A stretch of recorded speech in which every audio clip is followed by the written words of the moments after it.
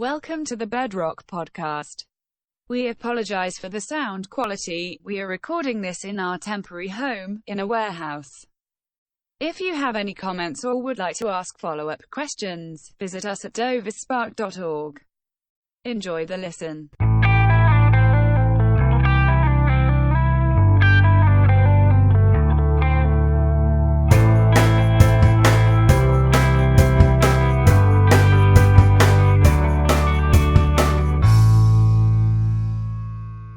Hi, this is Tech Sergeant Laura Beckley. I'm your friendly neighborhood public affairs, and this is a Dover podcast brought to you by Bedrock, modern solutions for everyday problems. I just made that up, so patent pending. Today we have Lieutenant Colonel Mike Street, who is a KC-135 pilot, and Master Sergeant Pedro Estrada, who is a comm troop by trade, who are here to talk to us about the Air Force Wounded Warrior Program. Gentlemen, thanks for being here. Thank you. Yeah. So, tell me about the Wounded Warrior Program. This is very different than the Wounded Warrior Project. The Wounded Warrior Program is a congressionally mandated program. Each service has their own program to take care of those who are injured in battle or severely ill. Air Force Wounded Warrior Program is the Air Force arm and branch of it. So it's Air Force ran? Like, yep. Pretty much every base has it, or...? Every base has access to it. Most bases have an RCC located at their base. That's a Recovery Care Coordinator. Mm-hmm. And they work directly for the program, but not every base has an RCC there yet. Every base has an RCC assigned, though. So, for instance, I'm from Fairchild in Spokane, Washington. Our RCC works at McCord. And so he covers the whole state. Interesting. And Pedro, where were you from again? What base? I'm from Beckley Air Force Base. My RCC is Jimmy, and he's been really supportive too. Nice. And how long have you guys been involved with the Wounded Warrior Program? I'm sorry. Yeah, I've been enrolled since 2016. Okay. 2016 is when I got my diagnosis, and I was enrolled automatically. And I was enrolled in the program in 2011, and I was automatically enrolled after there was a casualty report from coming from downrange. And that kind of leads us to our next topic. You both have two incredible stories, but they're very different. Mike, you received a diagnosis that you weren't expecting. Well, Pedro, you actually had a combat injury that you're still dealing with now. And I don't think a lot of people understand that about the Wounded Warrior Program, is that you don't necessarily have to get injured in combat to be involved in that. Can you talk more about it? Sure. So in 2016, I was having some medical issues, and because of that, they took me. They made me DNIF off flying status, and they sent me down town to get some tests done. And so they found a growth in my rectum, and they said, "Oh, well, this is most likely cancer." I went ahead and took a biopsy and sent it off, and then a week later I got into the oncologist due to the tenacity of flight medicine, and she said, "Oh, yeah, the biopsy's back. It's confirmed it's cancer. If it's stage 1 or 2, it's not too big of a deal. Stage 3, it's a big deal. If it's stage 4, there's not a lot I can do to help you." Okay, well, hopefully it's not stage 4. And then a lot of scans happened after that. Also due to the tenacity of my flight doc and getting all those through. So those occurred very quickly for me, which is not the story for everyone. And when I went back to the oncologist, it was now confirmed stage 4 cancer. Wow. How do you handle that, like when someone comes to you with that kind of news? That is a tough thing to do. Stage 4 cancer. The week prior, I was told there's not much I can do to help you, and there's all kinds of information coming at you. And I thought, what are my chances of survival? At the time, 12% chance of survival for the next 5 years. And you were also married with 2 kids, right? 4 kids. 4 kids. Yeah, I had, my spouse was there with me when I got the diagnosis. My 4 kids were at home, and we were wondering how we're going to tell them that. And so, being the pilot, and in pilot training, they teach you, whatever emergency you're facing, you always respond to it in the same way: aviate, navigate, then communicate. Well, that's what I thought I would do. So aviate. Well, what do I know? For me, I had been a Christian for a long time, and I had always trusted God. And I said, okay, well, aviate. Well, is my world different? Is it really different? Because it's hard. When you get a diagnosis like that, it's hard to say, God is good. Mm-hmm. But I knew that he was, because I'd been a Christian long enough, and I'd read enough of the Bible to know, hey, there are people in the Bible that have these challenges.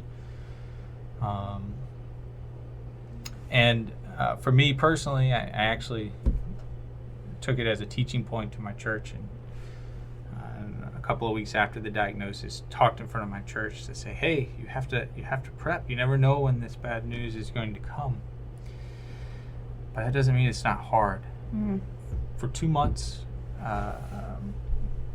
my wife and I would wake up, and one of us would say, God is good, and the other one would repeat back all the time, every day, because it's hard to remember that. So that's how I started. That's how I started in the doctor's office, because I didn't know anything else. That's what we're going to do. And I said, okay, well, how do I navigate through this? What does it look like? She went over treatment plans and what chemo is going to be like, and how I was going to take treatment. Well, I'm going to do it well. All right, what do I need to eat? What can I do? And so we learned all those things. And then I communicate. So I didn't have to tell my wife because she was already there. But God, it's hard to tell your kids that their dad, who they've always trusted and looked to for strength, is sick. So we had to go to a counselor. They had him at the cancer care. I said, how do you tell your 5-year-old this? And they said, you do. You tell them. And my kids were amazingly strong. I had to tell my leaders. And what do you do when one of your subordinates comes and tells you, I'm really sick? I know, because I've told many of them, and people who work for me, they just stare back because they don't know what to say. I started filling in the gaps for them. Well, this is what it means, and I'd go back to, this is how I'm going to navigate this. But I told them all. So that's how you take the news. I mean, it's a tough news to hear, but it's the news you want to know, right? You want to, because now you can do something about it. So it's sudden, and it kind of comes out of nowhere, which was a little bit like your experience as well, Pedro, where you were deployed in 2011 and something unexpected happened. Can you talk to us a little bit about that? Yes. So in 2011, after I was deployed to Bagram Airfield, and it was midway through our tour. Normal day after work, 12-hour shifts. We already have our routine developed, so we just follow our regular daily routine. Me and my coworker, Donnie Parsons, we just went out to the gym to go work out, normal day, normal routine. And we did not expect this to happen.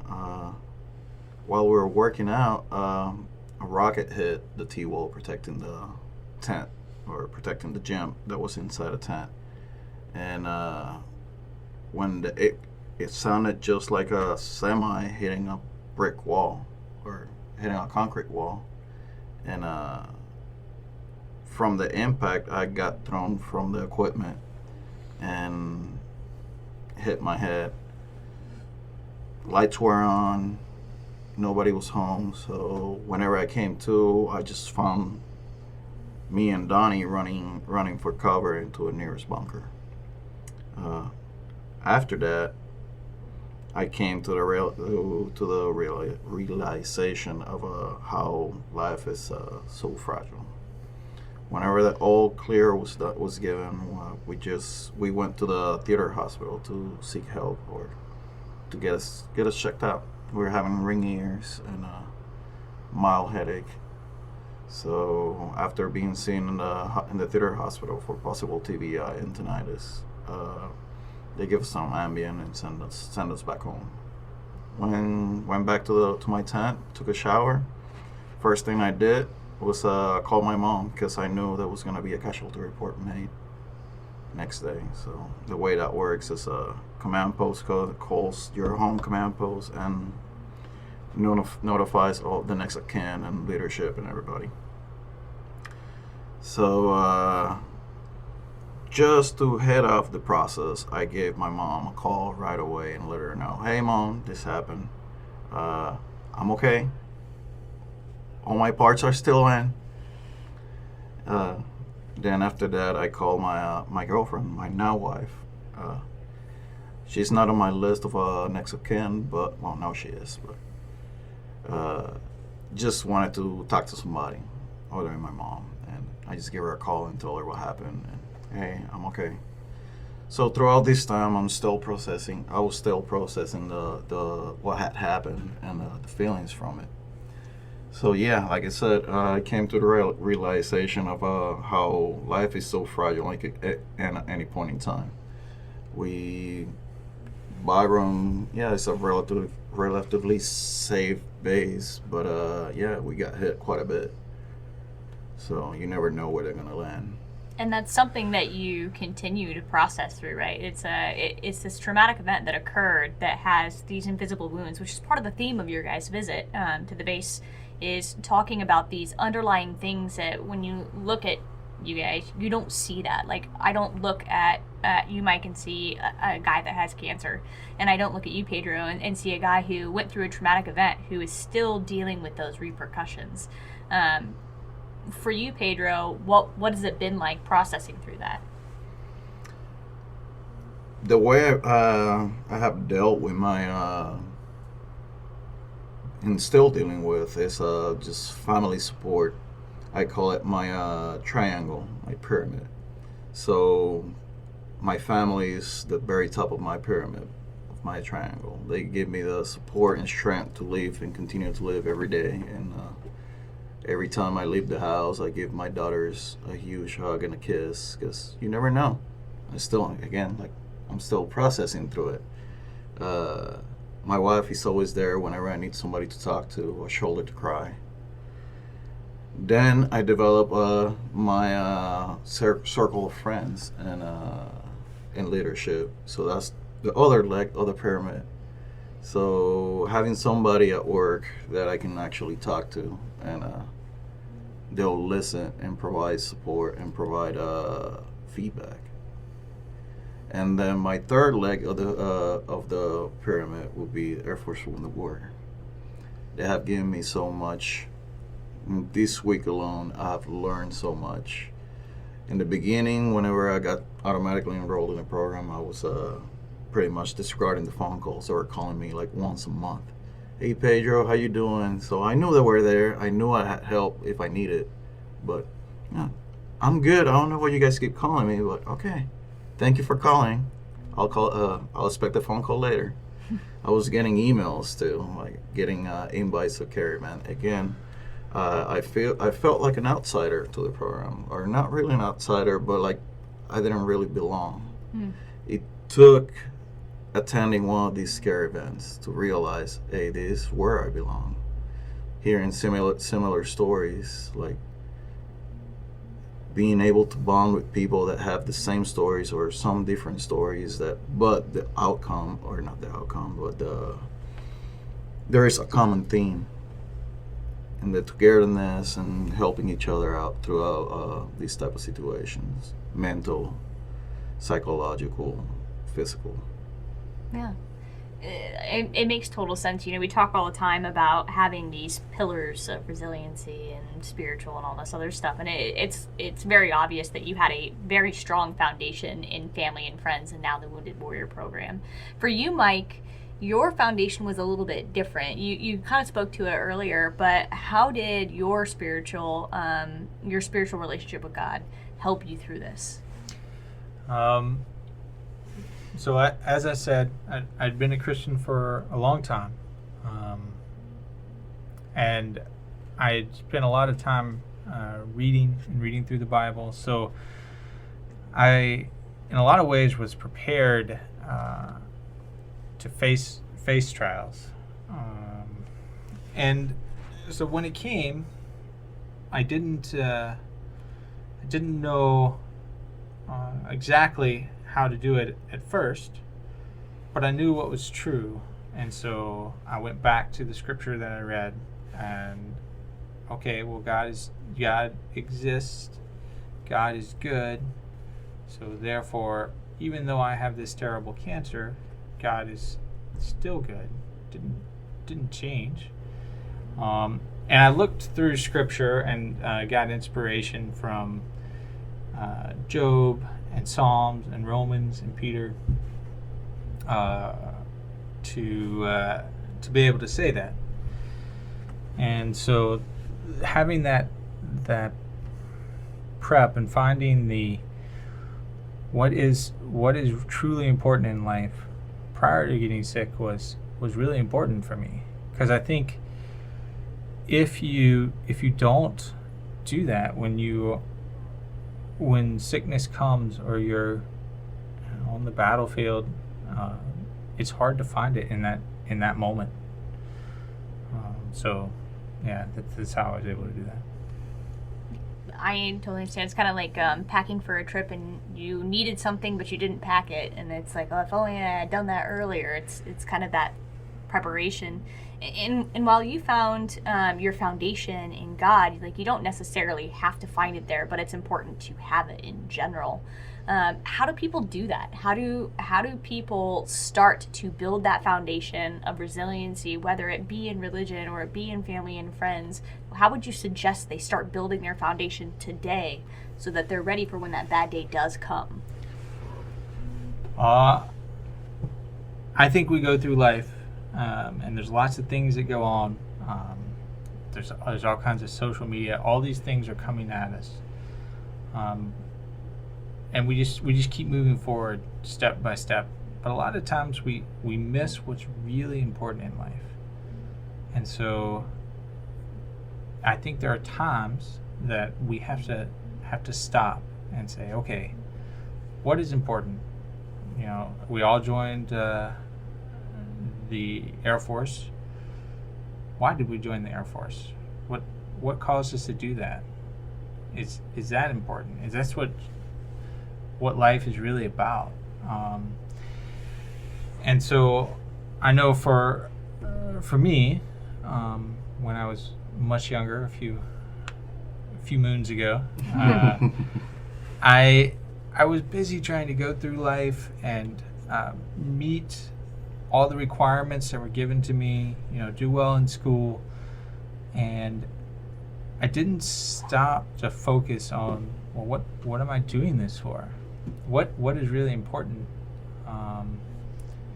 Until one day I did, and I remember it to this day. I stood on the athletic fields of the Air Force Academy and said, well, what is this all about? And then that started a spiritual journey for me, That's where I ended up becoming Christian. But I think everybody needs to do that in some form.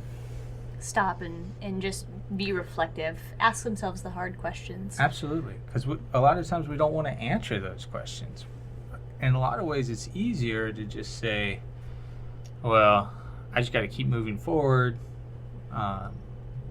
Instead of processing this, I'm just going to play this video game or, just go out with my friends. And if you never stop, then you never contemplate. So Constantly distracted. It's never something you have to worry about. absolutely. It was something similar for you as well, Pedro. When we were speaking earlier, it seems like that moment of clarity of what really mattered and where your foundation really was came with the birth of your first daughter. That is correct. So, like I said, I was still processing through my feelings whenever I redeployed back to home station. My then girlfriend, now wife, had moved in with me, and we're dealing with this together. She's my confidant. And whenever I actually felt the big realization or the big aha moment was when the birth of my first daughter. That she gave me my will to live, and they are actually both of them. Violeta and Isabella are my why I get up every day, why I do what I do, and my will to live. That foundation is critical. And you both talk about your families and how important they are to this process. Obviously your wife's helping you through your treatment, Mike, and Pedro, your wife and your daughters are helping you through your healing process. How have they impacted your personal recovery, or how has your situations impacted them? Obviously, Mike, your family is carrying a lot of weight, and your family as well, Pedro. How does that look for them? Because when we talk about invisible wounds, like, they're not just yours. Now, for me, like I said, my wife was in the doctor's office when she said you have stage 4 cancer. That's a big burden for her. In a lot of ways, it's easier for me as the patient because it's exhausting. I'm having these terrible chemicals put into my body, but I just keep taking steps forward. I know how to do that. I just keep going. But my wife is left contemplating what life is like without me. As part of being a Christian, I'm not afraid to die, and so the concept that, hey, I might not survive the next 5 years is not cripplingly frightening to me. But what I am worried about is, what is my family going to do when I'm gone? And my wife is worried about, how am I going to take care of 4 children? Now we work as a team. What am I going to do when half my team is gone? And so that's taken a really large toll on my wife, as well as my children. So children process information differently. I said they were really strong, but I still take chemo pretty regularly. My kids notice when I take chemo, and they say, "Oh, Dad, did you just take your pills?" And then, they treat me differently, and they're sensitive to me about those conditions, and that's tough. So to the normal observer, when they look at me, they don't see that I have these conditions, that they're invisible, which honestly is the way I would kind of like it. I don't always want to be treated as if I'm sick and fragile, but to that really close-knit family, they know and they see it, and it's tough. So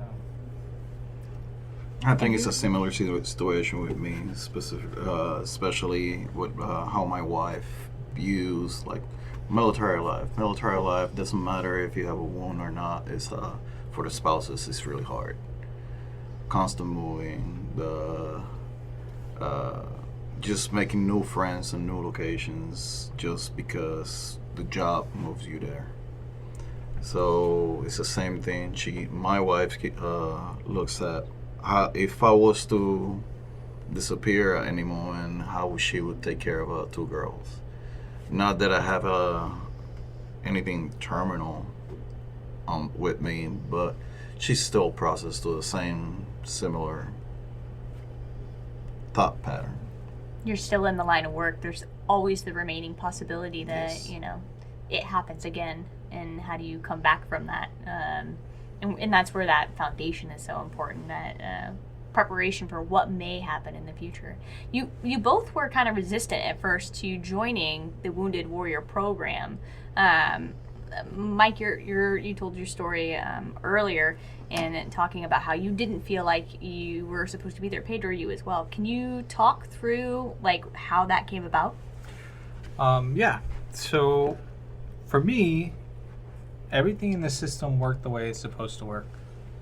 I told my commander, the doctors were looking at my medical records, and someone in medical referred me to the Air Force Wounded Warrior program. And then my recovery care coordinator, my RCC in Washington, called me. And I said, well, I'm not a wounded warrior. It's right there in the name. He said, no. It's for really sick people too, and you're really sick. And I said, well, I'll think about it. Because I was sick. I didn't want to take some type of glory or honor that I didn't deserve. I wasn't wounded fighting for my country. He called again the next day. And I said, I'm still thinking about it. And a week later, he called me back, and I said, okay, start telling me about the program. And he told me most of the people in the program are actually ill. They weren't wounded in combat. And then I didn't realize how much I needed from him, because he had a lot of information about how the system is going to work. And when I talked to my leadership, I told you they just kind of were like, I didn't know what to say, so I started filling in the gaps. Well, they didn't really know what to do either. How does the Air Force take care of wounded warriors? What are the programs that can help people that are sick? What does retirement look like? Disability look like? And I probably stayed on the phone with 2 hours with my recovery corps care. Wow. With my RCC, as I just kept asking him questions. Because one thing that happens, there's all kinds of information coming at you when you're diagnosed with cancer. And you have all these concerns about, what is life going to look like? How am I going to provide for my family? And so he had a lot of answers. And he took the time to sit down and talk to me about it. And then the last thing he said to me was, Mike, you have supported the Air Force. You've done your part. We're going to do ours. And whether it's a pilot, and because I'm a pilot and I trust people, that work on my plane, because I didn't have any other options, I believed him.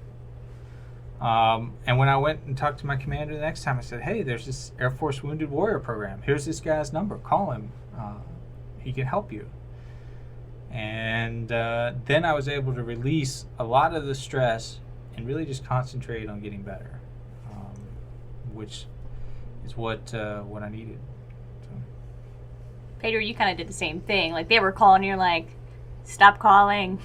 Yeah, no, for me it was similar story too. But after I got enrolled, I kept on getting the phone calls and on and going. So my thought process at that point in time was like, I still have all my limbs. I'm still mentally capable. Like, why are you guys calling me? I did not get injured. So at this point in time, I was still being stubborn and not realizing what had happened to me. It was traumatic, and it left an imprint in me. it wasn't until later that I actually realized, hey, I should get more involved with them. And called my RCC, Jimmy Dixon, and he helped me get where I'm at now. Which is head and heels from where you were. I mean, you mentioned that even through this week of visiting Dover and sharing your story, that you found a sense of empowerment in being able to kind of reclaim that. Yes, it's extremely therapeutic. Yeah, on sharing my story. And it's the Wounded Warrior program hasn't just helped you guys as individuals as kind of being that liaison or that subject matter expert, the person who's going to find the answers for you so that you can focus on healing. But it was helpful for your families as well in some ways, wasn't it? Yes. Yes. So this was my first care event. Even though I've been in the program for 3 years, kind of the same deal. Everything worked out okay for me, so I didn't need to come to this, and I didn't bring my caregiver, my wife, but I think I will in the future. I didn't know how much they were going to offer for her support, and we already talked about she needs that support, and I didn't know that was there. When they said caregiver, I thought that they meant somebody who I physically needed to take care of me. Right. But no, they meant people like my wife. And so I intend to bring her to another event. Similar situation here. I intend to bring her on the next one that I can get on. She's been my caregiver since the beginning. She's the pinnacle of my support structure. And she's been taking care of me since the very beginning. So why not get all the resources from the program? Yeah. And a caregiver, from what I understand, can be anybody who is kind of like your right-hand man or your co-pilot, for lack of a better word, through your healing and your processing for whatever your issue is. Absolutely. Somebody identified by the warrior as somebody helping them get through their situation. And in my case, my spouse, who was there when I got the diagnosis, who was there as I go through stuff, who called me between our sessions here and said, "Hey, did you remember to take your pills?" Mm-hmm. I did. So. Good. I was like, let's stop the recording. Yeah. That's amazing. For people who don't know how to get involved with the Wounded Warrior program, how do they get involved with that? Do they wait for a phone call, kind of like you, Pedro, or do they seek them out? So there's a couple of ways to get into the program.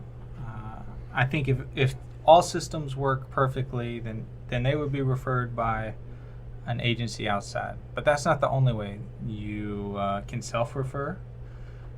Nobody has to know that you referred yourself to the program. Anybody can refer another airman to the program. And you do that if you just want to Google Air Force Wounded Warrior Program. The website will come up, and then on the right side, about midway down the website, there's refer an airman, and that will go. The headquarters is in San Antonio at Randolph, and they'll review the application and enroll the member in the program, if necessary. So they do some vetting because it is only the severest wounded and ill, but if you think, hey, is this program for me? It probably is. So I would encourage people to attempt to enroll or refer. Anybody that has had any severe or doesn't have to be combat related, could be physical, invisible, medical. If they think they didn't need it, they should refer themselves, or their leadership team should recognize that and refer them. Do you guys think that you would be where you are today and in a position where you can talk about what you've gone through or what you are currently going through had you not built that relationship with the Wounded Warrior program? I do. I've had a lot of resiliency as as I discussed, with my faith and with my church, with my own leadership. So I have actually talked about my illness several times. What I didn't realize is when I went to this event and I met so many other people, I'm an outlying case. Most people are not, the system hasn't worked appropriately for them. Or a lot of people get into a dark place and they don't want to talk to anybody. And so while that's not necessarily my experience, I think that is the case for many people. And I kind of regret not being involved earlier, because there were times that I could have probably used more support, that I didn't have it, or it wasn't as easy for me to talk about. So that was very helpful to me. Pedro? Yeah, I think actually attending this scare event has actually opened the shell, or peeled back the onion. It has given me that drive. I already had the drive, but it has empowered me to say my story in front of people. Like, I've said my story before, but it's only to a select few. Now I actually feel a lot better, a lot more empowered to actually say it out there, and it's okay. It's okay to ask for help. Can I talk a little bit about the event itself that we were at this week and the people I've met? So Pedro and I did the ambassador training. So that's one portion of the program where we get trained to go out and talk about our stories. But that's not the only thing the program offers. There's a lot of adaptive sports. And one of the other ambassadors was telling us this week he had a brain aneurysm, and he was told he would never walk again. But the adaptive sports helped.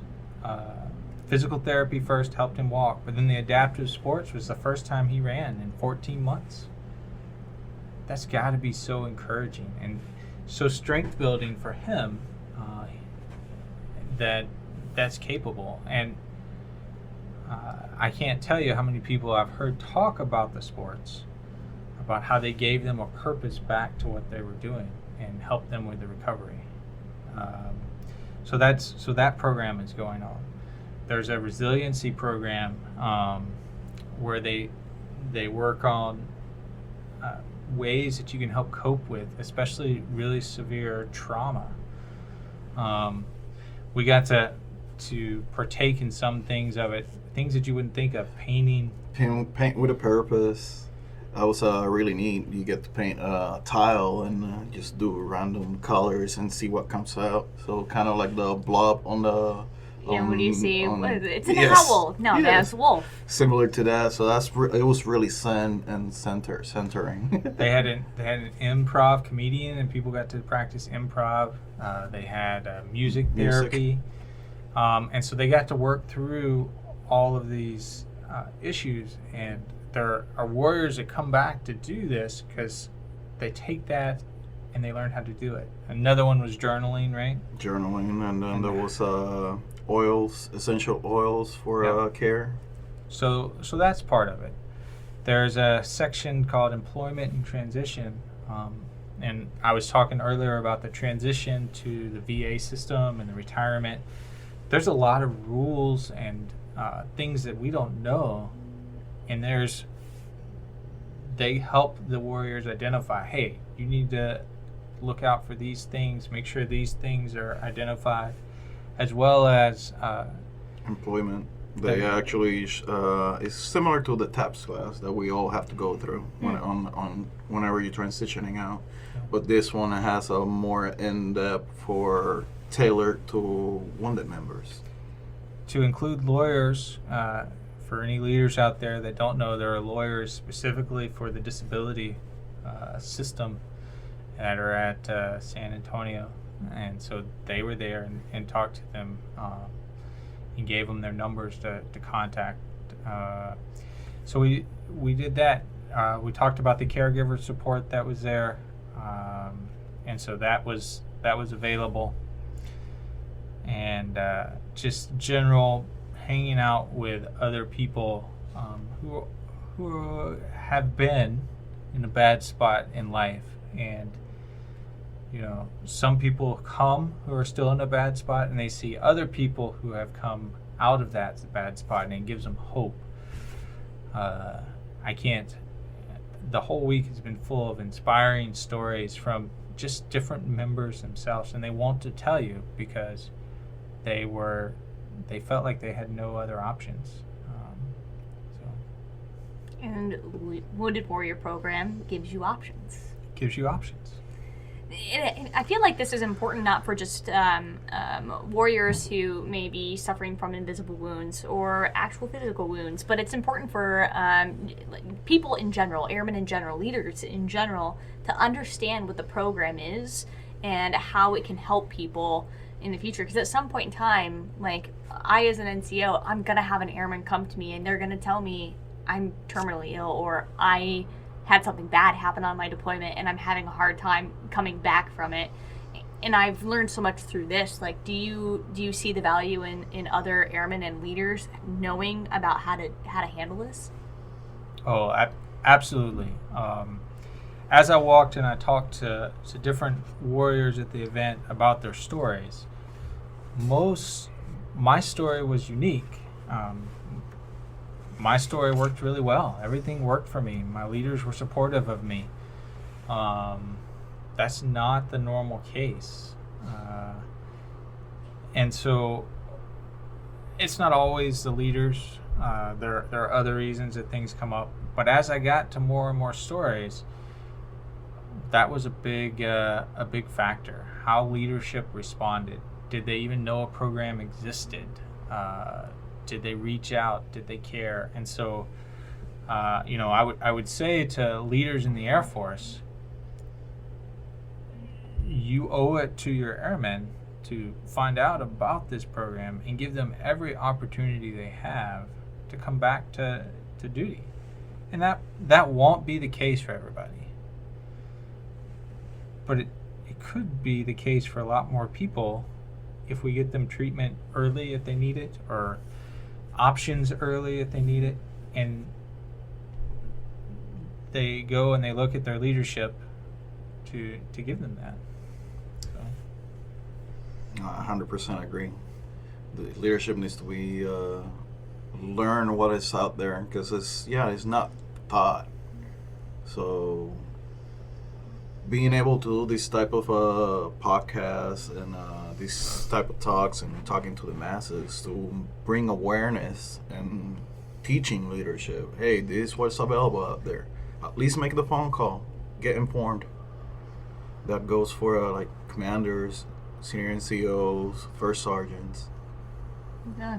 And it's something that we can do today. When we talk about being resilient, building up that kind of anti-fragile build that we want for ourselves, so when something bad does happen, we don't break. That's an everyday thing. It happens all the time. It's something we constantly have to focus on. Those foundations that you have, whether it be in God or your family and your friends, or a program that you associate with, starting that today, whether it's you doing it for you, or you doing it so you can help somebody later, is so incredibly important. And I really appreciate you guys being here today and talking to me. Mike, thank you so much for sharing your story. Pedro, you as well. Is there anything that you want to leave our listeners with before we cash out? Just for the individual airmen. If you're in this spot, if you're in a dark spot, if you don't know which way is up,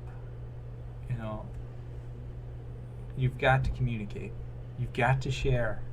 There are people out here who are willing to help you, and they want to come alongside you and support you. But you've got to tell them, because sometimes they just don't know. So please, if that is you, then reach out to your supervisor or your leader, or go online and refer yourself if you're not comfortable talking to them. You're not alone. You are not alone. So. Absolutely. Gentlemen, thank you so much for taking the time to join us on the podcast today. Thank you for having us. Locally, if you are interested in learning more about the Wounded Warrior program, your local Dover Recovery Care Coordinator is Mr. Don Tressler, and he can be contacted at 302-677-3060. Reach out, ask some questions. If not for you, maybe for somebody else.